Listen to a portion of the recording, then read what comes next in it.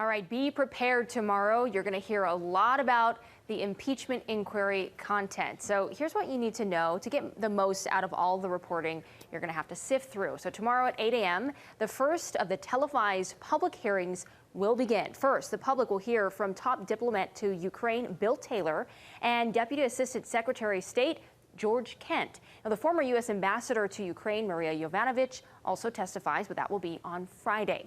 So how will this week's hearings exactly work? Well, House Intelligence Chairman Adam Schiff and Republican ranking member Devin Nunes will lead these sessions.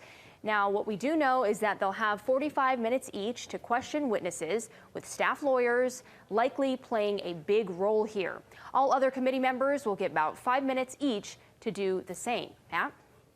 And now these hearings are the next step in deciding, of course, whether the House will vote to impeach the president. Here's a quick recap of what has to happen before the president, though, could be removed from office. What does it really mean to impeach a president? First off, let's clear up some confusion. Impeachment is not an automatic boot out of office. In fact, no U.S. president has been removed from office because he was impeached.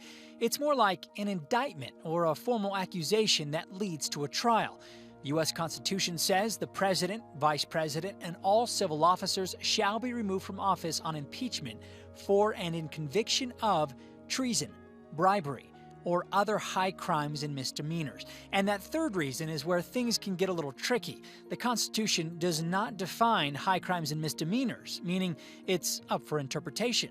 So how do you get there? Well, it starts in the House of Representatives. That's where a member can introduce an impeachment resolution.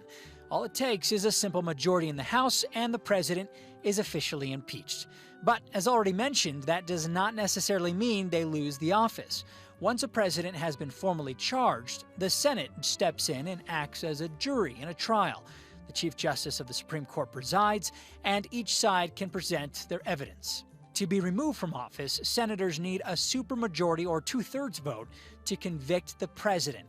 Calls for impeachment, of course, are nothing new, but the House has only voted to impeach 2 U.S. presidents, both on grounds of high crimes and misdemeanors. Andrew Johnson in 1868 and Bill Clinton 130 years later.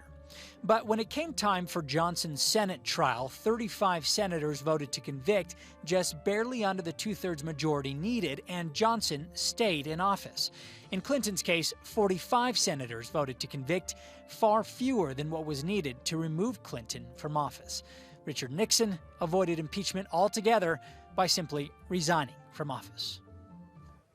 Well, now, like we said here, this is not the first time this has happened. It is not the first time that these hearings have been televised or really put on the spotlight here with a lot of eyeballs on this. Yeah, but how will they be different? How will they be similar? So in 1973, at least 80% of all Americans watched some part of the Senate Watergate hearings. That was the estimate.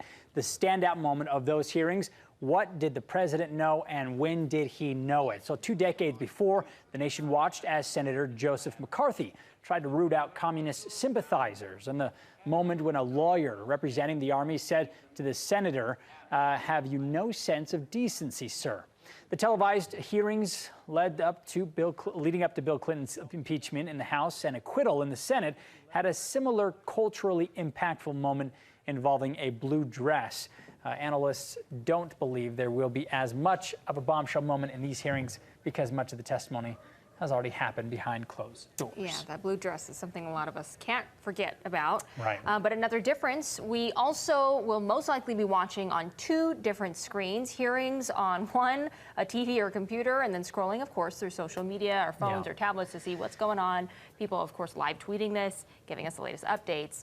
But analysts say because of social media, most people already have their minds made up and will watch or will not watch to confirm what they already believe. So interesting way to look at a situation that we've seen in our country before, but now just a little bit different with the use of our Twitter accounts and all of our social media accounts. Yeah.